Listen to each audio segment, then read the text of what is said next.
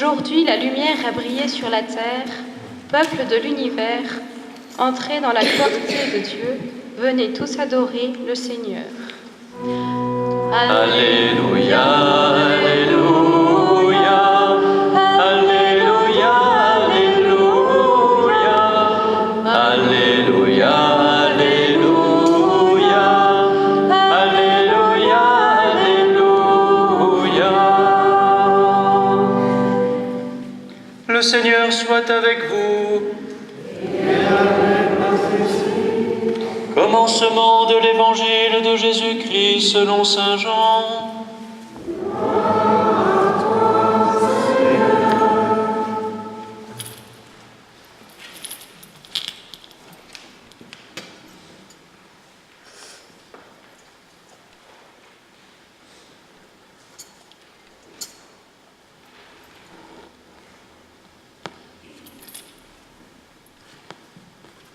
Au commencement était le Verbe, la parole de Dieu. Et le Verbe était auprès de Dieu, et le Verbe était Dieu. Il était au commencement auprès de Dieu. Par lui, tout s'est fait, et rien de ce qui s'est fait ne s'est fait sans lui. En lui était la vie, et la vie était la lumière des hommes. La lumière brille dans les ténèbres, et les ténèbres ne l'ont pas arrêté. Il y eut un homme envoyé par Dieu. Son nom était Jean. Il était venu comme témoin pour rendre témoignage à la lumière, afin que tous croient par lui. Cet homme n'était pas la lumière, mais il était là pour lui rendre témoignage. Le Verbe était la vraie lumière qui éclaire tout homme en venant dans le monde. Il était dans le monde, lui par qui le monde s'était fait, mais le monde ne l'a pas reconnu. Il est venu chez les siens, et les siens ne l'ont pas reçu. Mais tous ceux qui l'ont reçu, ceux qui croient en son nom, il leur a donné de pouvoir devenir enfants de Dieu. Ils ne sont pas nés de la chair et du sang, ni d'une volonté charnelle, ni d'une volonté d'homme. Ils sont nés de Dieu. Et le Verbe s'est fait chair. Il a habité parmi nous. Et nous avons vu sa gloire, la gloire qu'il tient de son Père, comme Fils unique, plein de grâce et de vérité. Jean-Baptiste lui rend témoignage en proclamant « Voici celui dont j'ai dit, lui qui vient derrière moi. Il a pris place devant moi, car avant moi, il était. » Tous nous avons eu part à sa plénitude. Nous avons reçu grâce après grâce. Après la loi communiquée par Moïse, la grâce et la vérité sont venues par Jésus-Christ. Dieu, personne ne l'a jamais vu. Le Fils unique qui est dans le sein du Père, c'est lui qui a conduit à le connaître. Acclamons la parole de Dieu.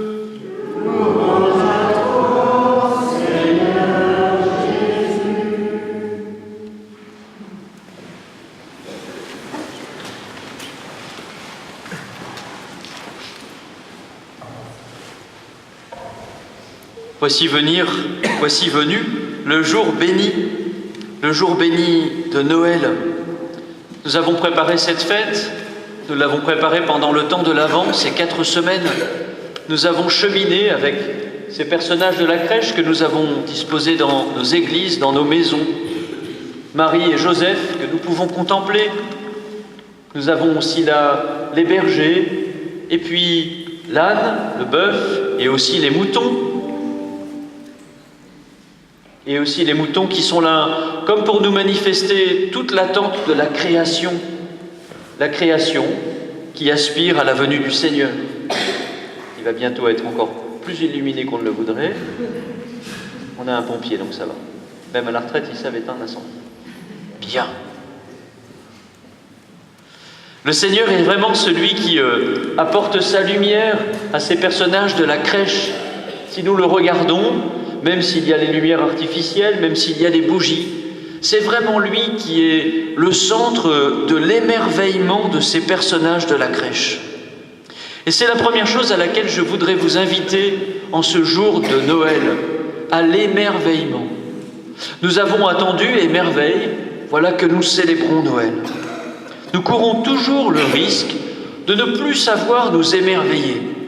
Heureusement, il y a les plus jeunes d'entre nous, quelques-uns sont là ce matin, qui sont dans la joie de Noël, la joie de la fête, la joie des cadeaux par milliers, j'espère, qui étaient là au pied du sapin. Mais nous avons aussi besoin d'eux pour nous aider encore à nous émerveiller, peut-être nous qui sommes adultes. Ce qui nous guette toujours le plus, c'est l'endormissement de notre foi. J'imagine qu'aucun d'entre nous ne s'est dit encore Noël, encore une fois, mais c'était déjà l'année dernière et l'année d'avant, et il y a encore 20 ans, et il y a 40 ans, et il y a 60 ans, il y a 80 ans, 90 ans peut-être, et plus. Personne ne se dit jamais cela. On est toujours heureux quand Noël revient. Et quelque part, on peut presque finalement banaliser la fête. Alors on refait des cadeaux, et puis on prépare le repas, et puis il y a quelque chose de convenu dans tout cela. Mais nous savons bien que nous avons besoin de nous émerveiller. Et pour nous émerveiller, on a besoin de revenir à la source de la fête, au sens même de la fête, à ce que nous croyons. C'est ce que proclame Saint Jean, nous l'avons entendu dans l'Évangile. Le Verbe s'est fait chair et il a habité parmi nous. C'est merveilleux ce que croient les chrétiens.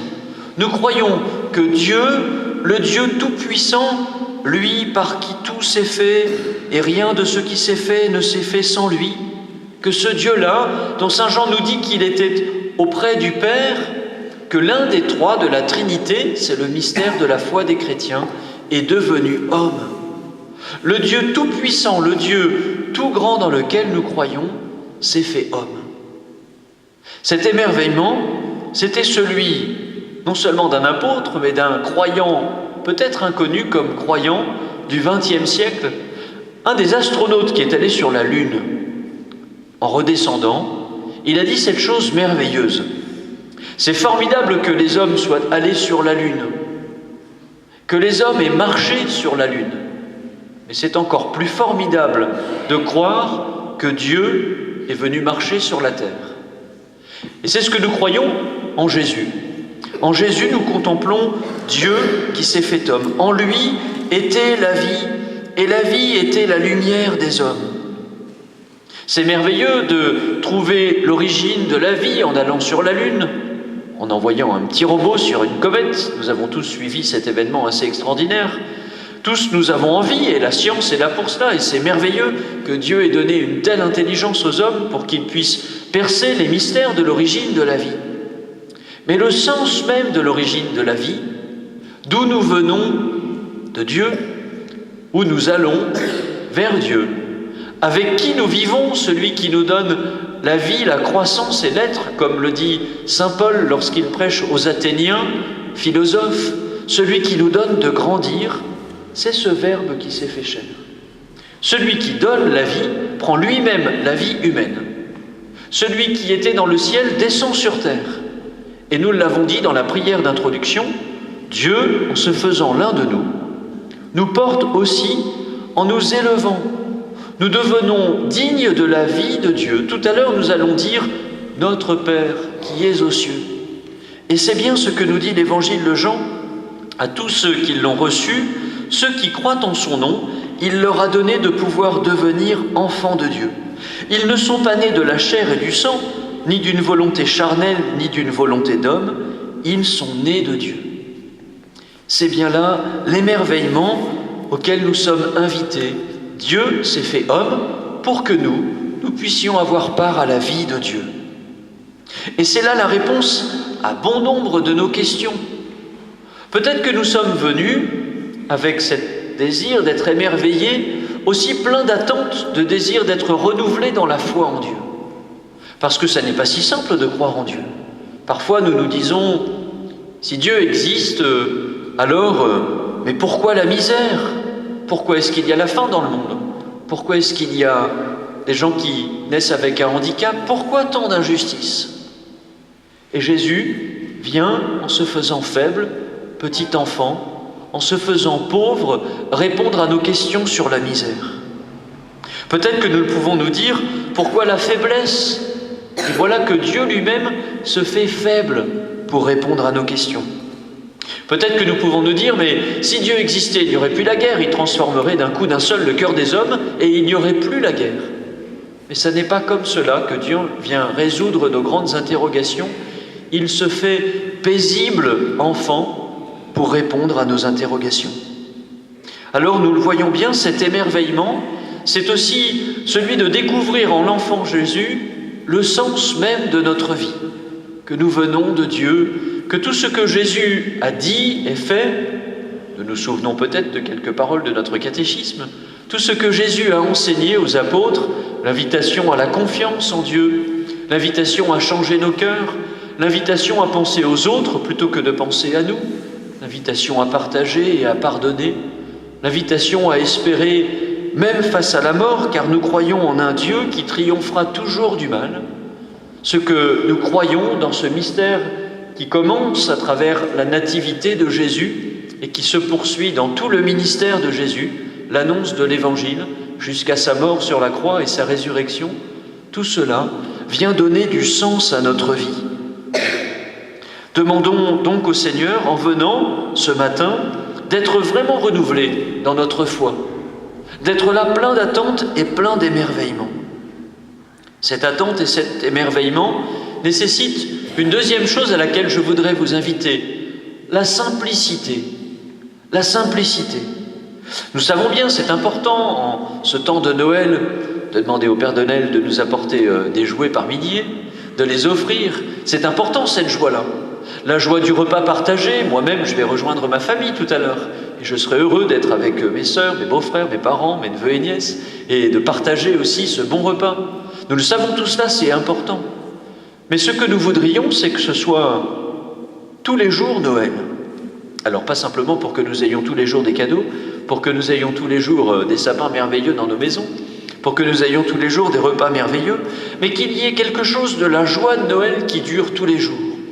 Cette joie, elle ne peut naître que de la simplicité.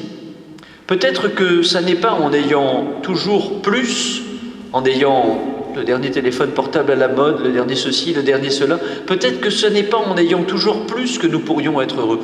Peut-être pas non plus en ayant moins, car certains d'entre nous peut-être n'ont pas assez.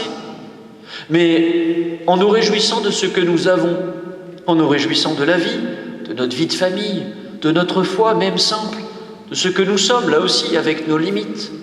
Une invitation à la simplicité qui est bien l'invitation qui est faite par Jésus.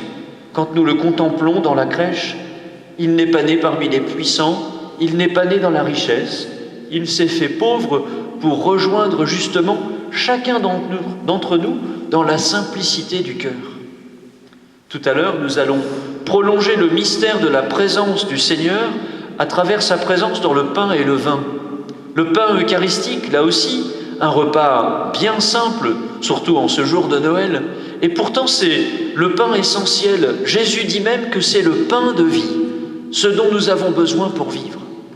Ce que nous venons chercher ce matin, c'est bien cela, du sens pour notre vie, pour que tous les jours, avec les hauts et les bas de la vie de tous les jours, cela est normal, il y ait quelque chose de la joie de Noël qui subsiste dans la joie de la présence de Dieu dans notre vie de tous les jours. La dernière invitation, enfin, c'est de reconnaître dans le Seigneur le Dieu qui s'est fait faible pour que nous n'ayons pas peur de nos fragilités. Nous avons entendu parler de grandeur dans la deuxième lecture, la lettre aux Hébreux. Dieu a parlé à nos pères par les prophètes, mais dans ces temps qui sont les derniers, il nous a parlé par ce Fils qu'il a établi héritier de toutes choses, reflet resplendissant de la gloire du Père. Ce reflet resplendissant de la gloire du Père, c'est un simple enfant. Le Dieu tout-puissant que nous voudrions voir venir résoudre d'un coup de baguette magique les problèmes de notre vie se fait faible pour nous dire de ne pas avoir peur de nos fragilités. Pourquoi ? Parce que si nous étions plus forts, j'aime à le dire souvent, si Dieu nous avait fait tout puissant, il est fort à parier que nous aurions détruit notre planète depuis plus longtemps. Nous y arrivons déjà bien assez. La raison de nos fragilités, c'est pour que nous sentions que nous avons besoin les uns des autres. Nous n'avons pas tous les talents du monde. Je vous invite simplement ce matin, devant l'enfant de la crèche, à rendre grâce à Dieu pour les quelques talents qu'il vous a donnés. Tous vous êtes doués pour quelque chose. Et tous aussi, nous sommes faibles d'une manière ou d'une autre. Nous sommes fragiles, nous sommes limités. À nous tous, cependant, nous avons tous les talents du monde. À nous tous, nous avons toutes les fragilités du monde, mais en nous appuyant les uns sur les autres, ces fragilités peuvent ne plus paraître. Demandons aujourd'hui au Seigneur de nous encourager les uns les autres. Si simplement, pendant ce repas de Noël de ce midi, nous puissions dire à chacun, au petit comme au grand, « C'est bien, tu sais faire cela. Je t'admire pour ce que tu sais faire en faisant ceci ou cela. » Que nous puissions nous encourager les uns les autres et ne pas avoir peur de dire à Dieu « Seigneur, tu connais mes faiblesses, tu connais mes impuissances, mais je sais que tu peux venir transformer ma vie. » C'est le sens même aussi de la solidarité à laquelle nous sommes invités dans ce temps de Noël. Regardez ceux qui, autour de nous, peut-être ont été moins privilégiés par la vie et leur apporter un peu de ce que nous sommes, un peu de ce que nous avons, un peu de nos talents pour les relever comme ce Dieu qui vient nous rencontrer pour nous remettre debout. Demandons cela à l'enfant de la crèche. Demandons vraiment la joie de s'émerveiller. Présentons-lui nos attentes. N'ayons pas peur d'avoir besoin de Dieu. Avec simplicité, invitons-le dans la vie de tous les jours, dans notre vie de tous les jours, parce que sans lui, nous sommes sans appui. Demandons cela au Seigneur en criant avec le prophète Isaïe « Voici qu'il vient, le messager de la paix, le messager de la bonne nouvelle. Il annonce le salut. Il est roi, ton Dieu. » Amen.